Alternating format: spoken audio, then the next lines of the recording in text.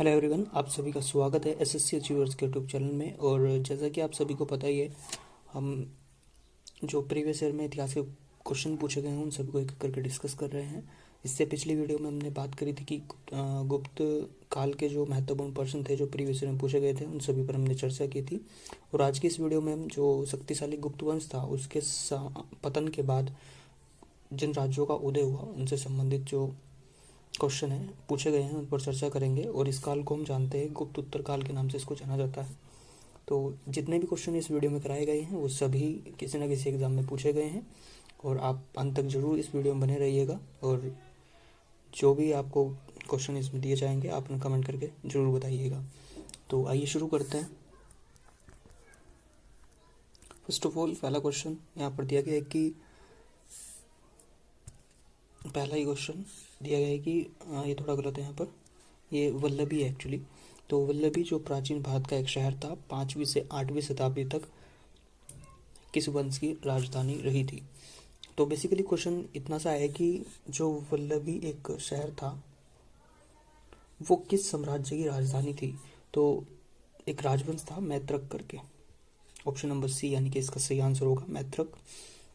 मैं आपको बता दूं मैत्रक राजवंश की राजधानी थी को वल्लभी। बात करें कि मैत्रक राजवंश की जो स्थापना है वो किसके द्वारा की गई, तो इसकी स्थापना की गई गुप्त शासकों का एक सेनापति था जिसका नाम था बुटार्क करके, उसने इसकी स्थापना की थी। और ये इससे पहले सौराष्ट्र का राज्यपाल भी था ये। और मैत्रक का जो अर्थ होता है बेसिकली संस्कृत में मैत्रक वंश का जो अर्थ है वो बेसिकली होता है सूर्य। और ये क्वेश्चन हाल ही में हुए जो सीजीएल 2024 है उसके अंतर्गत ये क्वेश्चन पूछा गया था। नेक्स्ट क्वेश्चन है क्वेश्चन नंबर 2। पूछा गया कि निम्नलिखित में से कौन सा नाटक हर्षवर्धन द्वारा नहीं लिखा गया था। तो इसका आंसर वैसे तो आप कमेंट करके जरूर बताइएगा, लेकिन मैं बता देता हूँ कि ऑप्शंस आपको दिए गए रत्नावली, विक्रमवर्ष्यम, नागानंद या प्रियदर्शिका। तो सबसे पहले इस क्वेश्चन के जो की पॉइंट्स हो सकते हैं उनको देख लेते हैं। तो सबसे बात करें हर्षवर्धन की, तो हर्षवर्धन बेसिकली एक वंश था वर्धन वंश, उसका राजा था और बहुत ही शक्तिशाली ये शासक माना जाता है अपने टाइम का। और इसने रत्नावली, नागानंद और प्रियदर्शिका आदि पुस्तकों की रचना इसके द्वारा की गई। और बात करें इस क्वेश्चन का जो आंसर होगा वो होगा ऑप्शन नंबर बी यानी कि विक्रम विषय, जो कि कालिदास के द्वारा लिखी गई थी। और कालिदास जो थे वो चंद्रगुप्त द्वितीय के समकालीन थे जिन्होंने इसकी रचना की थी। तो इसका आंसर हो जाएगा ऑप्शन नंबर बी। नेक्स्ट है क्वेश्चन नंबर 3। पूछा गया है कि गुप्त शासकों के सहायक प्रमुख थे। ये बेसिकली इस क्वेश्चन में एक वंश की विशेषताएं बताई गई है जिसका आपकी पहचान करनी है और उसके बाद आंसर देना है। तो पूछा गया है कि गुप्त शासकों के सहायक प्रमुख थे, इन्होंने पश्चिमी भारत में एक स्वतंत्र राज्य की स्थापना की थी। और ध्रुवसेन जो था द्वितीय इस राजवंश का सर्वाधिक महत्वपूर्ण शासक था। तो इसका सही आंसर बेसिकली होगा, ऑप्शंस आपको दिए गए हैं मुकरी, मैत्रक, पुष्यभूति या गुर्जर प्रतिहार। तो बेसिकली जो इसका आंसर है वो है ऑप्शन नंबर बी यानी कि मैत्रक। और आप सभी को पता है कि मैत्रक वंश मैंने भी पहले क्वेश्चन में डिस्कस करा था कि बुटार्क इसका संस्थापक था। और इसी राज्य का जो एक शक्तिशाली शासक था वो था ध्रुवसेन द्वितीय, तो मैत्रक वंश से संबंधित था।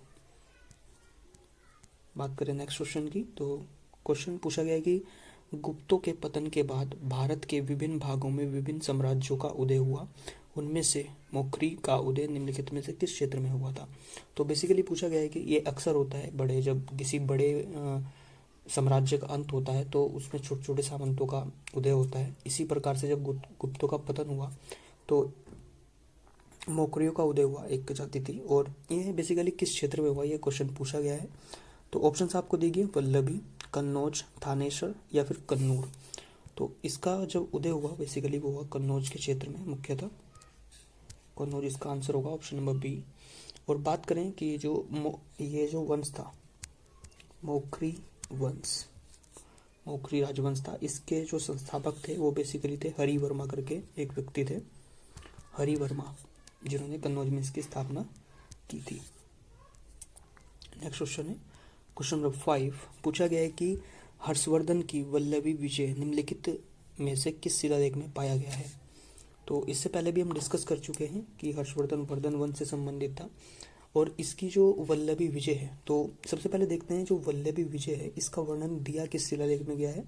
तो वो दिया गया है नवसारी ताम्र शिलालेख के अंतर्गत, यानी कि ऑप्शन सी इसका सही आंसर होगा। और बात करें वल्लभी विजय में जीता किसके अगेंस्ट था, तो एक राजा थे जो अभी डिस्कशन करके आए हैं पीछे, ध्रुवसेन द्वितीय, जो कि मैत्रक वंश का एक शासक था, ध्रुवसेन सेकंड। इसको इसने हराकर वल्लभी विजय प्राप्त की थी। और इसके पश्चात जो ध्रुवसेन था इसने अपनी पुत्री का विवाह हर्षवर्धन के साथ कर लिया था, जिससे हर्षवर्धन के साम्राज्य का विस्तार देखने को मिला था। नेक्स्ट क्वेश्चन है क्वेश्चन नंबर 6। पूछा गया है कि निम्नलिखित में से किसने 618 ईस्वी पूर्व में हर्षवर्धन को हराया था। तो यहाँ पर एक एक क्वेश्चन हर एक से लिंक है आपस में, तो एक भी क्वेश्चन को छोड़ना आपके लिए थोड़ा नुकसानदायक हो सकता है। आप इम्पोर्टेंट जो इन्फॉर्मेशन है वो मिस कर सकते हैं। इसी वजह से पूरे इस वीडियो को बिना स्किप किए जरूर देखें। तो जैसे कि ये क्वेश्चन दिया गया है कि हर्षवर्धन को बेसिकली किसने हराया 618 ईस्वी पूर्व में, तो एक राजा थे पुलकेशिन द्वितीय। ऑप्शन नंबर 20 का सही आंसर होगा। और जब पुलकेशिन द्वितीय थे तो ये एक चालुक्य शासक था बेसिकली। पुलकेशिन द्वितीय जिसने हराया था हर्षवर्धन को, चालुक्य शासक था। और इसकी इस जो युद्ध हुआ इनके बीच, दोनों के बीच, उसकी जो जानकारी है हमें एक इससे भी क्वेश्चन बनता है कि एक परिस्थिति एहोल प्रशस्ति, इसके रचनाकार रवि कीर्ति एक व्यक्ति थे, रवि कीर्ति थे। और इसके एहोल प्रशस्ति के अंतर्गत इन दोनों के बीच जो युद्ध हुआ उसके बारे में जानकारी मिलती है। ये क्वेश्चन काफी इंपोर्टेंट है, आप इसको नोट डाउन कर सकते हैं। नेक्स्ट क्वेश्चन है क्वेश्चन नंबर 7। पूछा गया है कि हर्षचरित्र कन्नौज के शासक हर्षवर्धन की जीवनी है जो उनके दरबारी द्वारा लिखी गई है। तो हर्षचरित्र बेसिकली एक रचना है जो कि हर्षवर्धन की जीवनी है। यह लिखी गई है बेसिकली एक व्यक्ति थे बाणभट्ट करके। ऑप्शन नंबर 20 का सही आंसर होगा, बाणभट्ट के द्वारा ये लिखी गई थी। और बात करें किस भाषा में लिखी गई, तो संस्कृत भाषा में लिखी गई है। ये भी आपसे क्वेश्चन पूछा जा सकता है कि किस भाषा में जो हर्षचरित्र की जो वो थी, क्या बोलते हैं, जीवनी थी, वो किस भाषा के अंतर्गत लिखी गई थी। तो आप बता सकते हैं संस्कृत भाषा के अंतर्गत लिखी गई थी। नेक्स्ट क्वेश्चन है क्वेश्चन नंबर 8। नेक्स्ट क्वेश्चन यहाँ पर पूछा गया है कि पुष्यभूति जिन्होंने थानेश्वर से शासन किया था किस राजवंश के संस्थापक थे। तो ऑप्शन आपको दिए गए वर्धन, चेर, पांड्या या चालुक्य। तो इसका आंसर हो जाएगा यहाँ पर ऑप्शन नंबर ए, यानी कि वर्धन वंश के शासक कौन संस्थापक थे पुष्यभूति। और उन्होंने पहले कहाँ से शासन किया, थानेश्वर से। और इसी क्रम में यदि हम बात करें तो पुष्यभूति वंश के एक राजा थे प्रभाकर वर्धन। और इनके 3 पुत्र पुत्रियां थी। इसमें सबसे पहला था हर्षवर्धन, राज्यवर्धन और फिर राज्यश्री इनकी बहन थी। तो इनसे भी आप क्वेश्चन बना सकते हैं। नेक्स्ट क्वेश्चन है क्वेश्चन नंबर 9। पूछा गया कि निम्नलिखित में से कौन सा कथन हर्षवर्धन के संदर्भ में सही नहीं है। तो पढ़ते हैं कथनों को। पहला कथन दिया गया है कि लगभग 14 वर्ष पूर्व हर्षवर्धन ने शासन किया। ये एकदम राइट कथन है, इसमें कोई गलती नहीं है। दूसरा है कि हेंगसवांग काफी समय के लिए हर्ष के दरबार में रहे। ये भी सही है क्योंकि हेंगसवांग एक चीनी यात्री था जो कि हर्षवर्धन के समय आया था। नेक्स्ट है कि हर्षवर्धन के दरबारी कवि हरिसेन थे। तो ये यहाँ पर गलत होगा क्योंकि जो हर्षवर्धन के दरबारी कवि थे उनका नाम था बाणभट्ट, जिन्होंने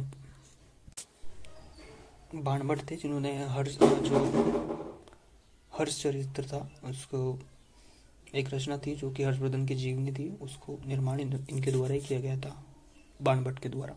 और नेक्स्ट कथन यहाँ पर दिया गया है, जब हमें आंसर मिल गया है, वैसे तो पढ़ने की आवश्यकता नहीं है लेकिन फिर भी पढ़ते हैं। नेक्स्ट कथन दिया गया है कि हर्षचरित्र हर्षवर्धन पर रचित एक जीवनी है। तो भी बिल्कुल सही है, जो कि बाणभट्ट के द्वारा लिखी गई है। नेक्स्ट क्वेश्चन है क्वेश्चन नंबर 10। पूछा गया कि निम्नलिखित में से किस विदेशी यात्री के अनुसार ध्रुवसेन द्वितीय प्रयाग में हर्ष की सभा में शामिल हुए थे? तो ऑप्शंस आपको दिए गए हैं, मार्को पोलो, इत्सिंग, हेंसवांग या फिर अल्ब्रूनी।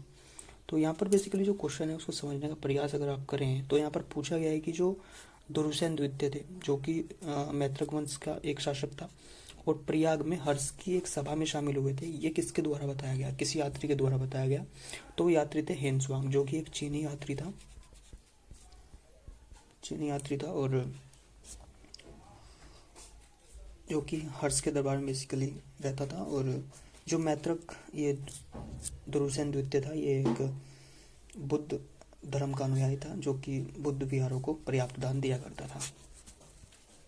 नेक्स्ट क्वेश्चन है क्वेश्चन नंबर 11। पूछा गया है कि हर्ष के साम्राज्य की राजधानी थी। तो ऑप्शंस आपको दिए, कन्नौज, पाटलिपुत्र, प्रयाग या थानेश्वर। तो हर्ष की जो साम्राज्य था उसकी राजधानी थी वो कन्नौज थी बेसिकली। तो इसका सही आंसर होगा ऑप्शन नंबर ए यहाँ पर हो जाएगा। और हर्षवर्धन की वैसे अगर प्रारंभिक राजधानी की बात करें तो वो थानेश्वर थी, जहाँ से बेसिकली थानेश्वर थी। और इससे पहले जो कि थानेश्वर इसकी प्रारंभिक राजधानी थी, जहाँ पर पुष्य बुद्धि ने भी शासन किया था। नेक्स्ट क्वेश्चन है क्वेश्चन नंबर 12। यहाँ पर पूछा गया है कि सम्राट हर्षवर्धन ने 2 महान धार्मिक सम्मेलनों का आयोजन किया था। तो वो बेसिकली किन किन जगहों पर किया गया उनके बारे में यहाँ पर पूछा गया है। तो इसका सही आंसर होगा बेसिकली ऑप्शन नंबर ए, यानी कि कन्नौज और प्रयाग में किया गया था। और बात करें तो प्रयाग में जो सभा हुई थी, प्रयाग सभा के नाम से उसको जानते हैं, उसको महामोक्ष परिषद के नाम से भी जाना जाता है, महामोक्ष परिषद के नाम से उसको जानते हैं। और वहाँ पर जो महामोक्ष परिषद की 6ठी सभा आयोजित की जा रही थी, और हेनसांग की उपस्थिति वहाँ पर थी, जो कि एक चीनी यात्री था। नेक्स्ट है कि कन्नौज में जो सभा हुई उसकी अध्यक्षता बेसिकली हेनसवांग ने की थी, इससे हमें जानकारी मिलती है। नेक्स्ट क्वेश्चन है क्वेश्चन नंबर 13। पूछा गया है कि चीनी यात्री हेनसवांग ने किस विश्वविद्यालय में अध्ययन किया था। तो ऑप्शंस आपको दिए गए हैं, तक्षशिला, विक्रमशिला, मगध या फिर नालंदा। तो इसका सही आंसर होगा ऑप्शन नंबर डी, नालंदा विश्वविद्यालय में कौन शिक्षित हुआ, हेनसवांग। और हेनसवांग के बारे में भी और देखें तो एक चीनी यात्री था, और इसकी एक रचना थी CU की करके एक रचना थी, जिसके बारे में भारत की इसका यात्रा विवरण है इस पुस्तक के अंतर्गत विद्यमान है। और ये एक चीनी यात्री था, और ये बेसिकली बौद्ध धर्म के अध्ययन के लिए आया था। नेक्स्ट क्वेश्चन हमें दिया गया है कि गुप्तोत्तर युग में सबसे प्रमुख व्यापारिक केंद्र था। तो ऑप्शंस आपको दिए, कन्नौज, उज्जैन, देवगिरी, व्यवहार। तो इसका आंसर होगा option number A he basically इसका भी आंसर होगा। कन्नौज में ही एक व्यापारिक केंद्र महत्वपूर्ण था। लेकिन गुप्तोत्तर जो काल था उसमें व्यापार काफ़ी नुकसान हुआ, क्योंकि उस टाइम पे चोर डाकुओं का प्रभाव अत्यधिक हो गया था, और कर वसूलने जैसी, चुंगी लेने जैसी गतिविधियों को प्रबल प्रभाव उस टाइम पर था। नेक्स्ट क्वेश्चन है क्वेश्चन नंबर 15। पूछा गया कि राजा शशांक किसके खिलाफ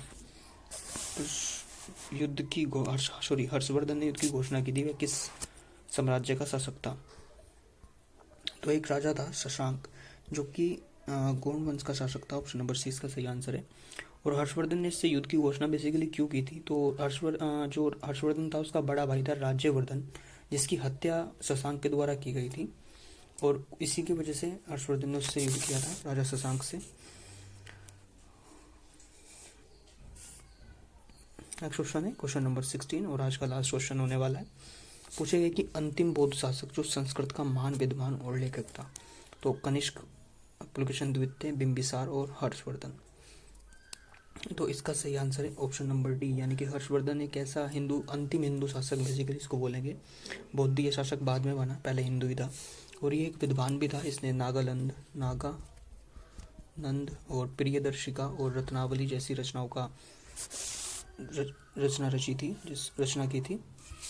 ये बेसिकली तीनों नाटक ही थे जिनकी रचना हर्षवर्धन के द्वारा की गई थी।